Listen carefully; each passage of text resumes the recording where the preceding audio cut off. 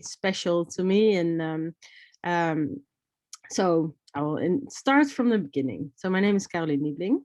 I'm from Holland, but I live in Switzerland right now. I did artes, and then I studied at ECAL, which is it's a school in Lausanne. They have a master product design, one that I was very interested in, and I followed and actually never left. And Switzerland suited me very well. But also, I have to say, I think the combination of working in both countries is really, really interesting for my practice, because I will explain to you a little bit also why I think that my work is maybe untouched a little bit, because I think that's always a very interesting conversation. I will just start, share my screen. This one.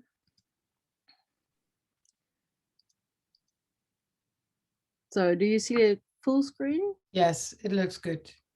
Okay.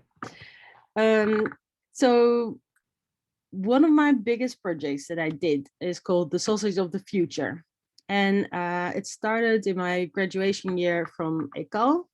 And it's about sausages. And I designed sausages as my graduation project, because I wanted to do something meaningful. I was thinking for my diploma project, I really want to make a difference. And the only thing I could find were problems in the food industry. And then I thought, yeah, come on, like I'm just gonna do this project. And it was really about reducing the amount of meat we eat, but working together with the existing industry. Because what I found is that there were a lot of solutions. You have to imagine this is already 8 years ago that I started doing this project. And it's still super relevant, but already 8 years ago, there were many solutions coming up. They are all bypassing the existing industry. So all the butchers and even bigger, they, of course, they are afraid of what's ahead, and therefore get really stubborn and are like, we are not going to change, and we think it's bullshit. But I thought if I could help them and convince them, then maybe they would feel a little bit more relaxed about changing themselves. So I chose to work with the sausage because it's actually one of the oldest food items that we have constructed or designed, if you will, over 5,000 years ago. They found traces of that. It came out of efficient butchery, which makes sense because back then you needed to use every little particle there was from the animal. But we're still, or actually we're back at that point. I don't think we should have ever left because food waste is a waste. But the sausage is still an extremely good and versatile food item because you can pack little particles together that are perfect on its own, but are too small to be a piece on its own. And I chose to use the sausage as a really a product. So I dissected it. What is it? It's a skin. It's a mass. That's the biggest part. Then moist is the other bigger part. Then there's always a preservation and a seasoning. And the preservation, though often very small, actual factual part of the sausage, is a thing that makes them so impressive. Because if you think about 5,000 years ago, when the sausage was invented, people could travel. They could explore colder climates. Before, there was no compact piece of protein you can take with you, and it will last for about 2, 3, 4 months. It actually lasts even longer. So preservation is a very important part, and it's also one of the most challenging parts, I have to say. I really wanted to work with industry, so I chose to work with Herman. Herman Terwele is a butcher from the Netherlands. And he's young, ambitious, third or fourth generation. He's also a firefighter. He's a forest keeper. He was very enthusiastic. And I asked him and I said, Herman, can you please make a sausage that contains about 30-40% vegetable puree? So I get this. And that is, for me, it was beautiful and shocking at the same time, because it means that Herman thought that this was the way to add vegetables in his sausage, because I said I wanted them visible. So not mushed all together, but I wanted some sort of evidence of what's in there. And that's also when I realized, like, aha, it's really important for a designer to help artisans, because they have learned their job so well that it's quite difficult to think outside of that.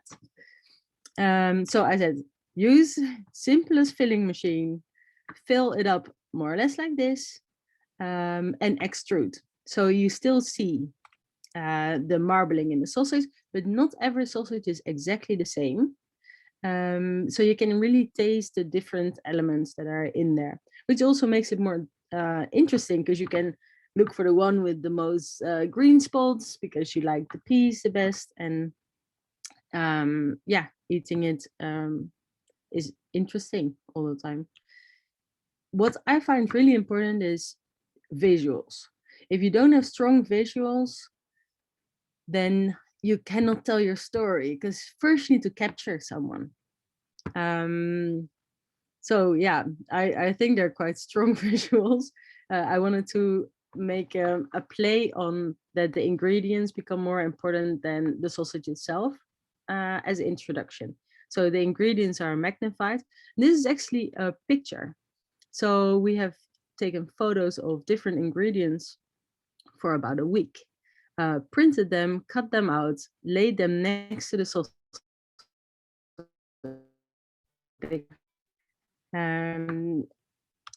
I as well wanted to show the sausage in a more introductory way. This is an editorial photographer, Jonas Margen. Normally he does handbags and watches and stuff, so really precious things.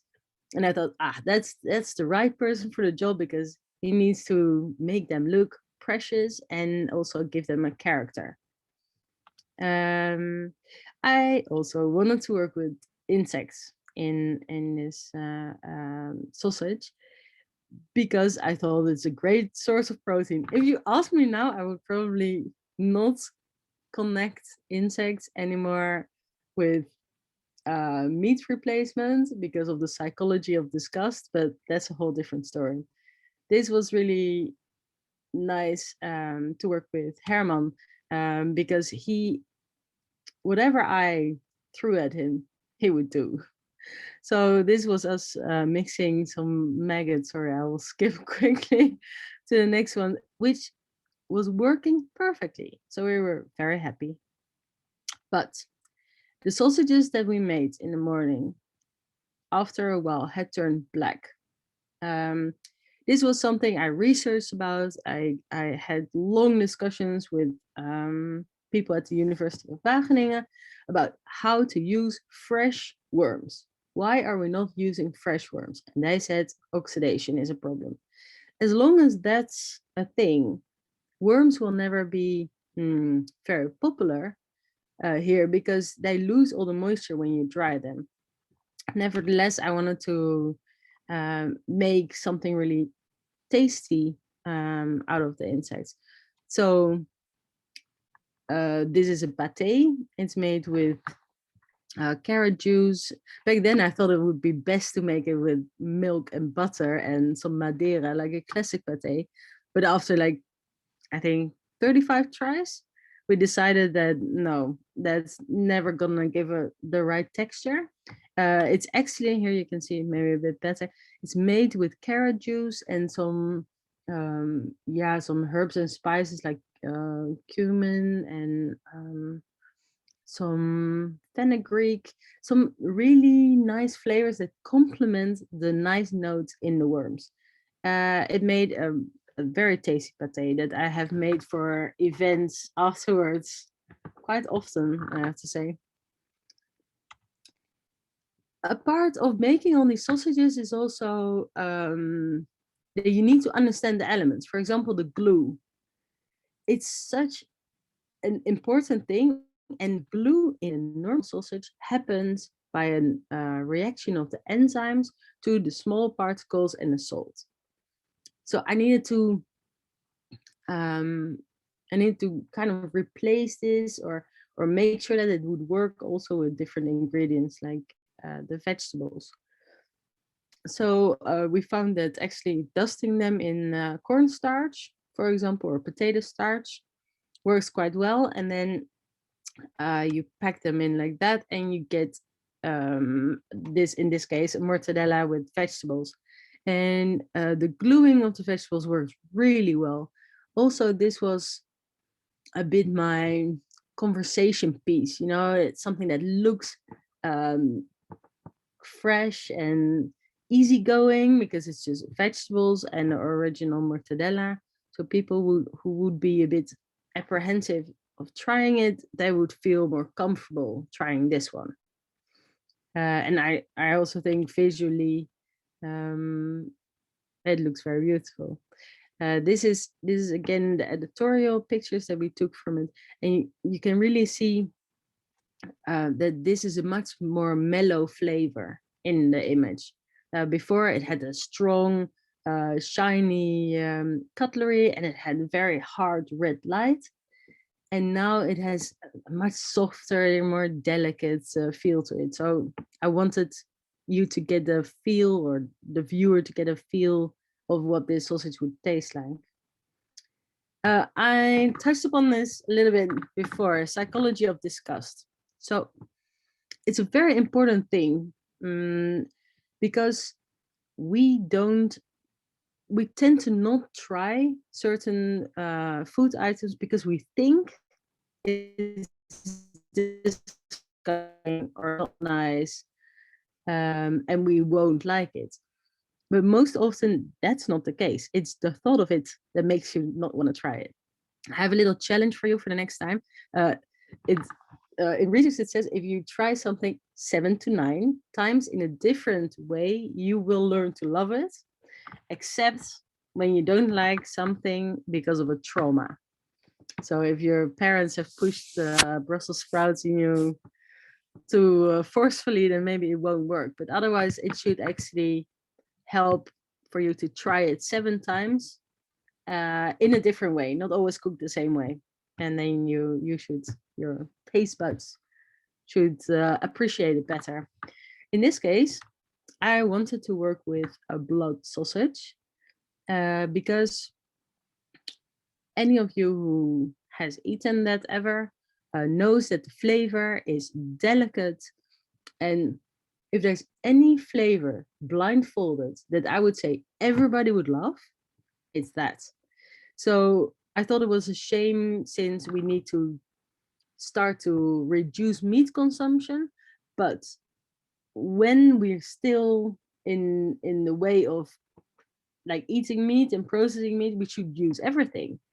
And we have so much blood in the body that it's a waste not to use it, and it's nutritionally quite good. Here we paired it with chocolate and apple. The center is made out of apples because there's already a chocolate black pudding, like many recipes, but there's a old tradition in Italy where, yeah, it was everybody's favorite. And this one you can fry in a pan. It will caramelize the apples at the same time, and it's quite delicious. Um, the last sausage that I will show you is the fruit salami.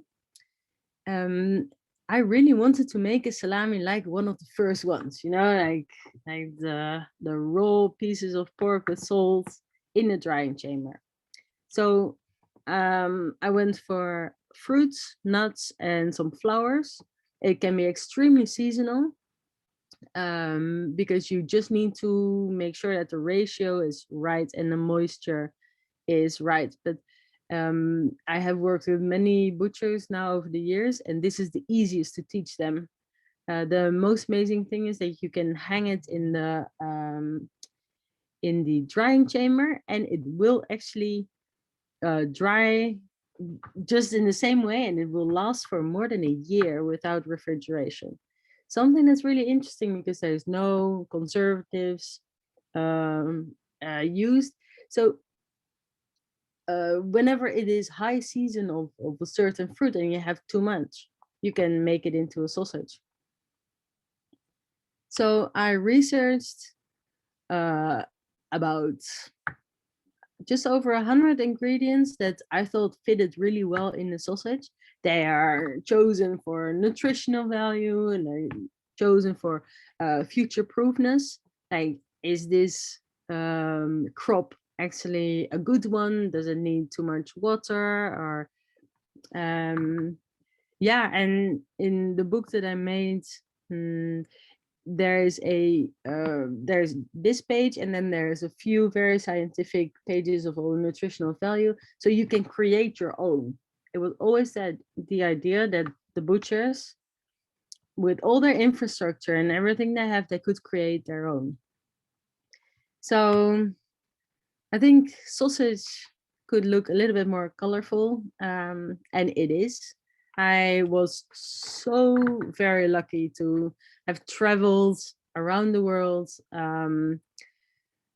and have helped many butchers and chefs to think a bit differently about their profession, and many have taken it on.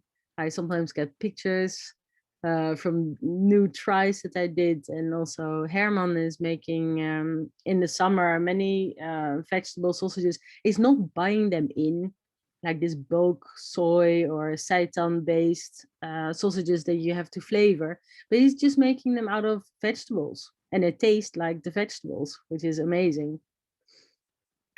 That was a big project that shaped my studio very much. I wanted to show you two more projects just to make you see how I could apply this way of thinking now in my studio afterwards. Because what was really important is that I think as a product designer, I think like, what material should it be? What production process should it be? What is its shelf life? Things you would also think about when you make a chair or a lamp. So I feel that there's this sort of fear for food design, that you need to be able to cook, and you need to be able to love to cook, or even you need to be able to I don't know, just be a foodie on the weekends. No, it is just about where you think your design methods that you have learned during school time can be applied the best. For me, I think the best in the food segment. So, long story short, I applied this to work with Michelin star chef. They asked me to do a menu for a special event.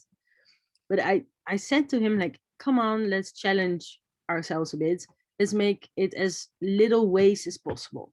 It's a big restaurant in a much bigger establishment where there's one hotel, two other restaurants, and a cafe, I think. And all of them, they have certain things way too much of. For example, milk. And we created a menu that would use not just the waste in the restaurant, because it was quite an efficient restaurant already. But also we tried to use some of the surplus that was created in the whole building. We made potatoes with a milk and crème fraîche reduction. It's just potato skin. Eh? The potatoes itself, they turned into a little cookie that you see next, and a puree, also with the milk from the cappuccino making. and fish skin crisp. And for example, here we made a roll with goat cheese and quinoa, and the quinoa comes from another restaurant that they had a lot extra. But also the cucumber, normally they peel it. And then we were looking like, where is actually the most flavor that you can get from the cucumber? It's in the skin. Like, why would you do that? Why would you peel it and take away flavor? So we added it in. There's a ginger gel over the top that would preserve the whole roll much better, because normally they had to throw away quite quickly these type of things, but now it will last. You can make them all before service, and even the next day you can still serve them. This was a whole chicken in a dish. We use everything of the chicken. And this, I think this is one of my favorites there. It was a lobster bisque, but with 0 lobster inside. So all the little balls that you see there are different flavors that together, when it you would pour the hot lobster broth on top, which was made with the shells of the lobster. It has such a deep flavor. But in there's there's creme fraiche pearls, there is some lemon cress, there is trout roe, and some citrus. Together with the creme fraiche, it tastes really creamy and lovely. This was a sort of sausage idea where we thought, can we do the majority with vegetables on the inside rather than serve them next to it? So it's sort of a full meal.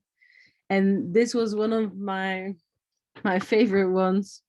It's just a milk skin, and it looks a bit like, but you had to dive in there, and everything was made with the milk of the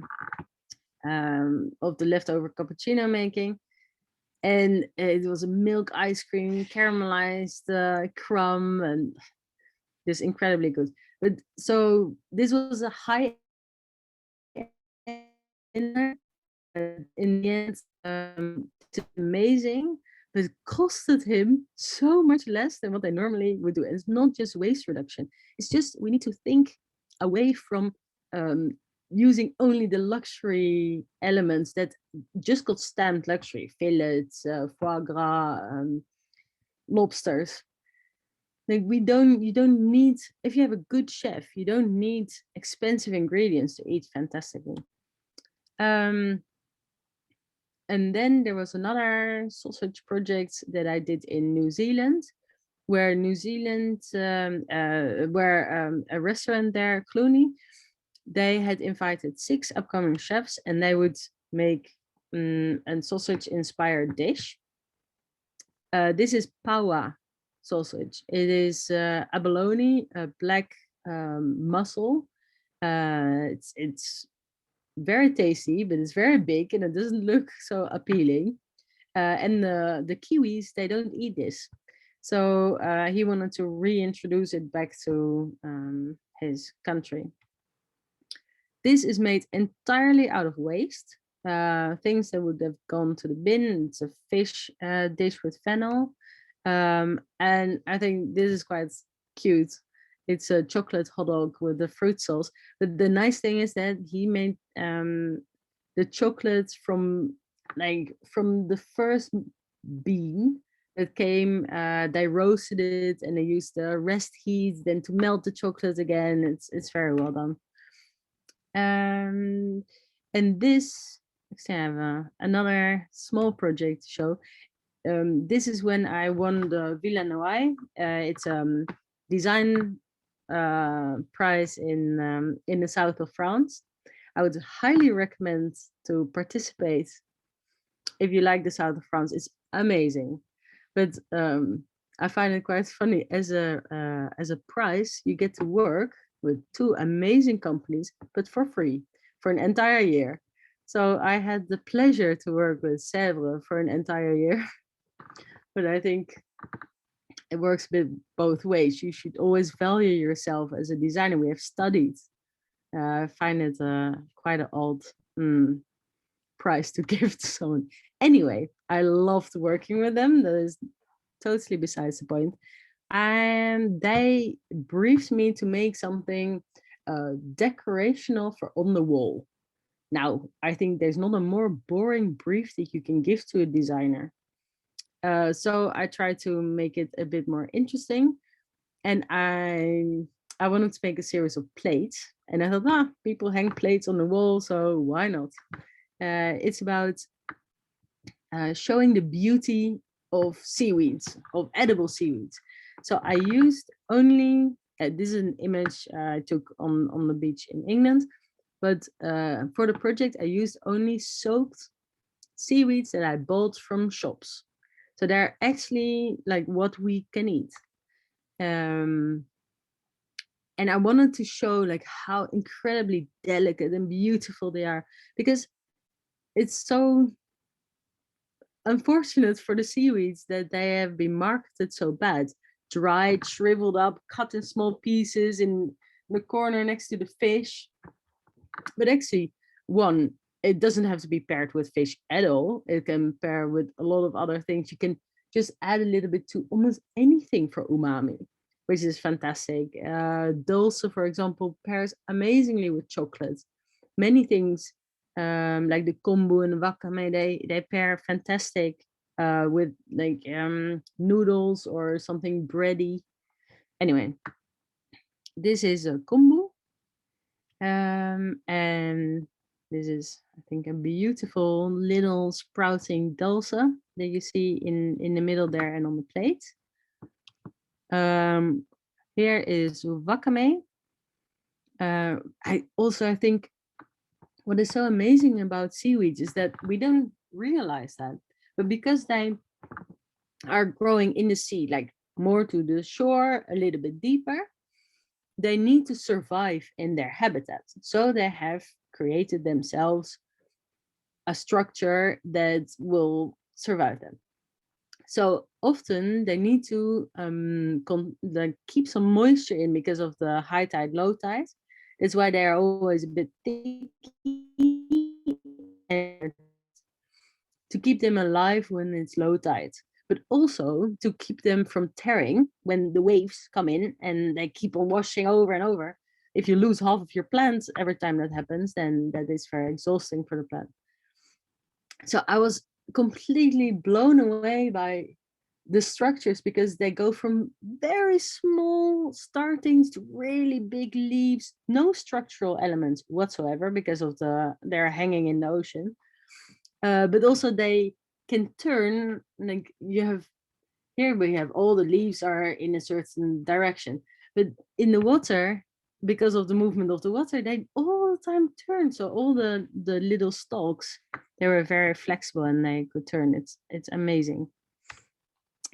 And then this is another beautiful pool with the wakame plate next to it. So something that was supposed to be decorational on the wall, I felt I gave a little bit more depth by making it about seaweed eating and why we should embrace them. So that was it from my side. I hope you have questions. Yeah, I think they're ready. Thank you so much, Carolien. And also seeing your total dedication to food. I think you can talk for hours about specific cucumbers and seaweeds and what sausages can do. And I think it's really amazing how you transform that one thing we just think we know, but it has so much more kind of richness and depth to it. So it's nice to see almost your, I could say, obsession with it in some way. Yeah. If you stop your screen share, then you see everybody again. And I'll hand over the microphone to some of the students.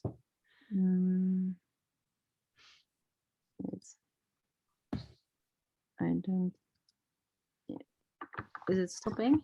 So now we can do a visual thank you for your talk. Oh yeah, that's nice. Yeah.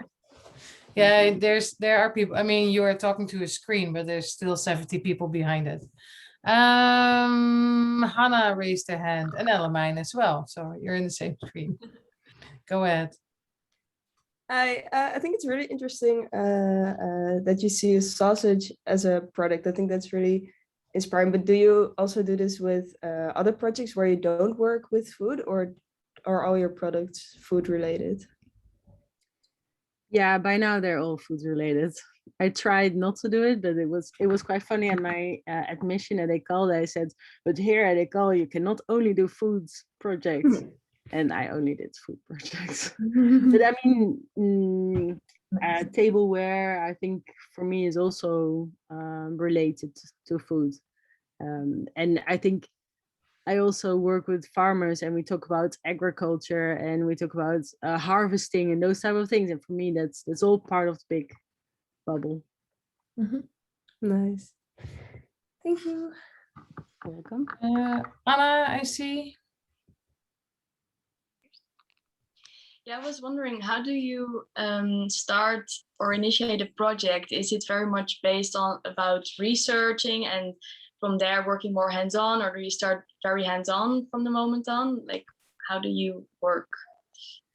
Yeah, it's research. I like to read a lot of books, and I have always this sort of list of topics that I would like to work on. And I think I'm really lucky. I often get asked, what do I want to do? So they come to me like with an event, and then they say, so what are you gonna do? So I get to choose very often the topic, which makes it a bit easier. But I have an endless curiosity to find new angles, but because there's so much to do, that's the difference of doing classic design. I think sometimes you want to find a niche where not everybody is together working on similar things. But I feel in the food design or designing with food world, there is not enough people. There's so much to do. I think also when you can put it to the classic design world, there's a beautiful element of temporality. It's just it's there for a time. You're not designing a chair that stands 30 years in a space. So it's part of someone's experience for a shorter time. Yeah, that's very right. Yeah, and also it happens every day, again and again and again. And try to eat not once a day. You feel immediately you have to do it again. So it's also quite interesting. Then sometimes I'm a bit afraid of the size of the food industry. It is so overwhelmingly big because we have to do it every day. Massive complexity, and there's a very critical context, of course, how it influences how we live, and so the context of food is massive. And anyway, sorry, I will go back to the students because otherwise we just start talking. Birgit. Yes, I was wondering if the kind of attention around the sausage project has changed over time, because it's quite a long time ago that you made it, but I think now that climate change is a bit more recent and talked about, and it's more normal to be vegetarian now, has it kind of sparked new interests in both your audience and yourself? Yeah, I get many more requests, not just from butchers, but also from consumers that like sausages, but they don't like what is on offering in the supermarkets, and they want to make their own. So we're actually working on a recipe book now, which will take, I think, still quite a while. But it changes, but the attention is not less, because the thing is, I'm trying to suggest change, but I'm not trying to say like stop doing this and start doing that, and that makes it very open for everyone.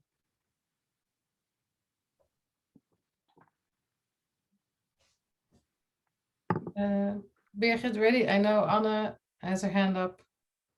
I interfered you actually. No, sorry, I should put my hand down then, right? Okay. Give the hand to Anna. Yeah, I have a question. Yeah, I was wondering how you make your money. Do you sell the products, or is it by the collaborations, or yeah? I'm very different ways. I would say teaching is maybe 30%. Then I do long-term research projects with funding. It's maybe also 30%. And then I do a lot of events. So I have big passion projects. Like the sausage was a passion project. It was something that I did next to other jobs because I wanted to give it time. You know, we don't always have time to really go deep. And I thought, okay, if I'm gonna do this, I better do it right. But yeah, next to it, I think teaching, research, and events give me the majority of my income. Thank you. Anyone else? Marcel, I see a wave. Hi, Carolien. Thank you for your talk. Hi. In a long time again. I was wondering, I know a saxophone player who is a restorer of these instruments without knowing how to play that instrument. And I was wondering if you necessarily need to like to eat to understand what you are doing, or is there some other skill that you have been developed, like the structure of things, for example? Yeah, that's exactly what I tried to say in the beginning. That I think there's a fear of that you need to love food to be able to design it, but that's really not the case. Also, if I'm honest, I didn't appreciate sausages before I started researching them, and yeah, you have to start to love them because there is so much history and so much narrative around it. It's just really amazing and impressive. But no, you really don't have to know much to do it. You can learn so quickly enough to use your design thinking to see where the changes can be made. Mm-hmm. Thank you. And how did the industry perceive your idea about maybe trying or attempting to replace the sausage for something that looks like a sausage but isn't? Yeah, the thing is because I work with the butchers and they have these machines, so I wanted to work with the same methods that they're already using.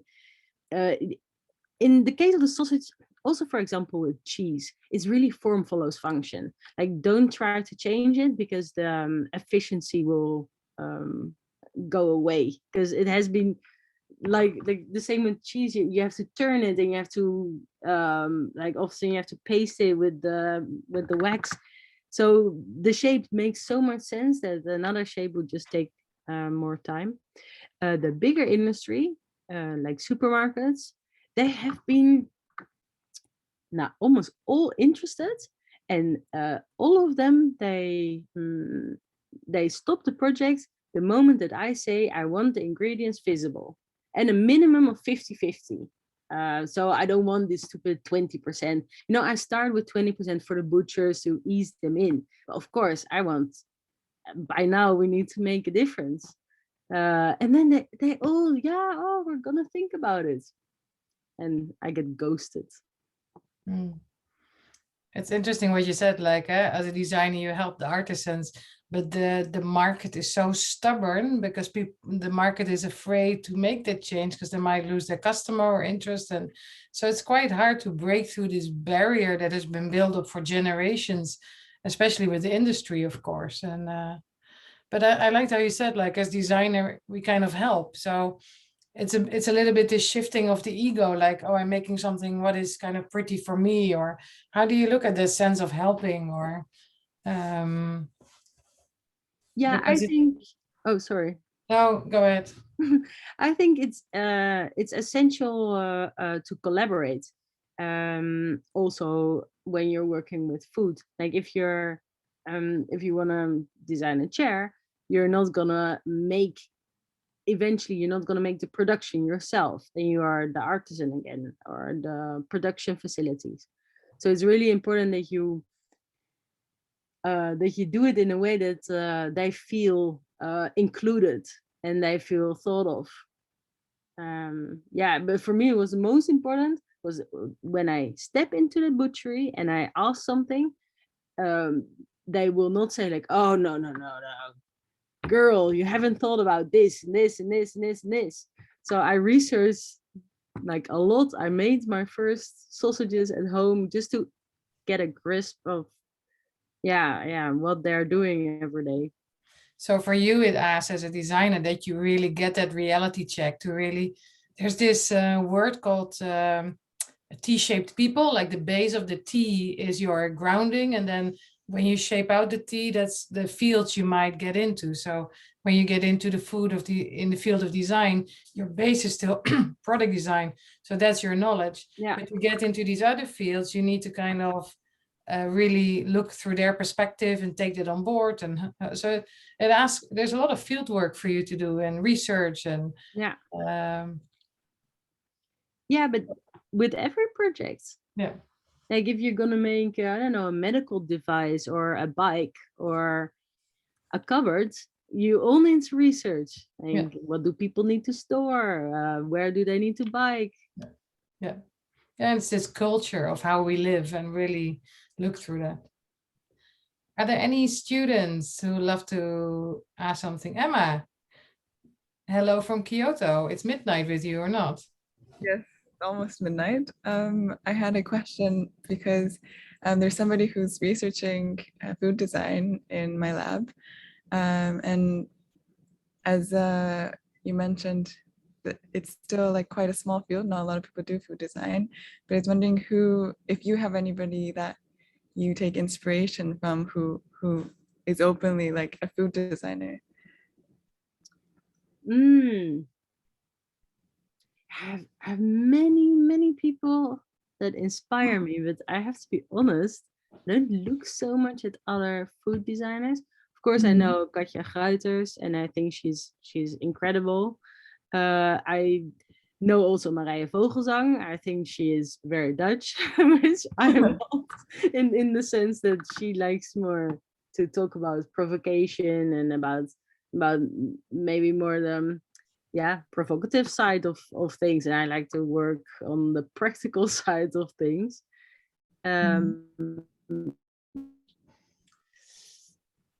Otherwise, I think Mathieu Guichet is, but he doesn't call himself. Do you know him? Yeah, he's from Spain. Like, he doesn't call himself a food designer, but he does a lot of food projects. Now, to be honest, I look at restaurants, at high-end restaurants, because there's been a shift, I think 5 to 10 years ago, where they would cook, all the high-end restaurants would cook classic French, lush dishes where there's foams and silky sauces and like the softest meat you have ever eaten. But now most of the really good restaurants, like of course Noma is a good example, they have completely changed the game. They use techniques that are complex and incredible, and when you eat something there, you experience something that there's so much research that goes into it. You cannot read enough about foods to understand what they're doing. So then eating there is a good excuse to research. Yeah, I just actually watched a documentary about Noma. Ah, really? Yeah, I think they did something incredible. But also El Bulli. When you look at El Bulli's dishes, I think just Google like most important dishes in the restaurant scene, you will get some of theirs, and where they just had like a soup that was quite thick enough that if you would mix hot and cold, it would not mix. So you pour cold soup first, then hot soup on top, and you serve it, and just that temperature change, when that hits your mouth, your brain is like, whoa, what is happening? And those things, they inspire me.